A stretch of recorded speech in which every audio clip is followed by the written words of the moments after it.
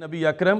نور مجسم شفیع معظم صلی اللہ علیہ وسلم آپ سے یہ پوچھا گیا، ایک شخص نے کہا کہ میں کتنا درود پڑھوں؟ تو آپ نے فرمایا ما شئتا ان زدتا فہو خیر لک، ما شئتا کہ یہ تمہاری مرضی ہے، لیکن اگر زیادہ پڑھو گے تو یہ تمہارے لیے بہتر ہے۔ اس بنیاد پر نبی اکرم نور مجسم شفیع معظم صلی اللہ علیہ وسلم نے بھی اپنی طرف سے اضافے کا حکم دیا، اور اس بنیاد پر اتنے مواقع ائمہ نے درود کے ذکر کیے، یہاں تک کہ اگر کسی کا پاؤں مفلوج ہو جائے تو وہ درود پڑھے، اگر طاعون آ جائے تو درود پڑھے، اگر کوئی چیز بھول جائے تو درود پڑھے، اگر کوئی مسلمان کسی مسلمان سے ملاقات کرے تو درود پڑھے، اور یہاں تک کہ نبی اکرم نور مجسم شفیع معظم صلی اللہ علیہ وسلم نے جمیع احوال کے لحاظ سے اجازت خود عطا فرما دی، یعنی کسی طرح کا کوئی غم، کوئی خدشہ، کوئی تشویش، کوئی بیماری اور کسی طرح کا کوئی گناہ اس کو دور کرنے کا اور اس سے نجات کا جو ذریعہ ہے وہ نبی اکرم نور مجسم شفیع معظم صلی اللہ علیہ وسلم نے درود و سلام کی شکل میں بیان کیا ہے۔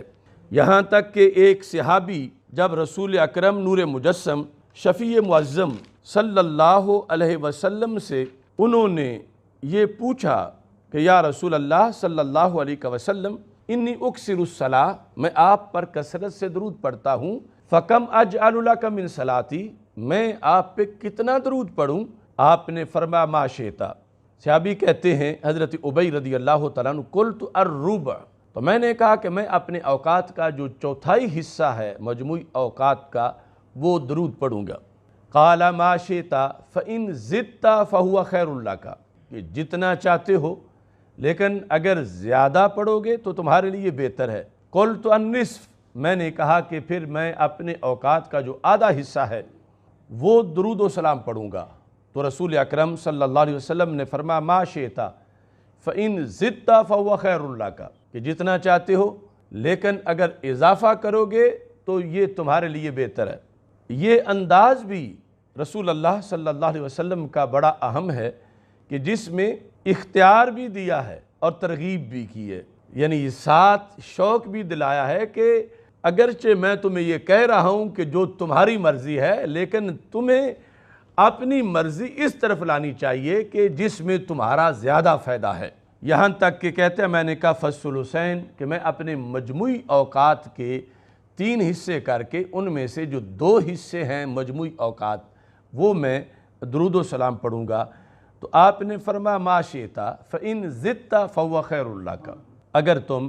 اس میں اضافہ کرو گے تو یہ تمہارے لیے بہتر ہے۔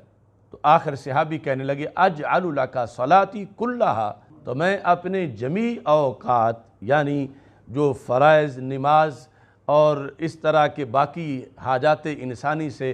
جتنا بھی میرا وقت بچتا ہے سارے کا سارا جو ہے وہ میں آپ پہ درود و سلام پڑھوں گا۔ تو اب یہاں پر مواقع کے لحاظ سے جو رسول اکرم نور مجسم شفیع معظم صلی اللہ علیہ وسلم نے اس شخص کے اوقات ہیں ان کے لحاظ سے آگے جو جواب دیا وہ یہ تھا اذن تکفی ہمک ویغفر لک ذنبک، پھر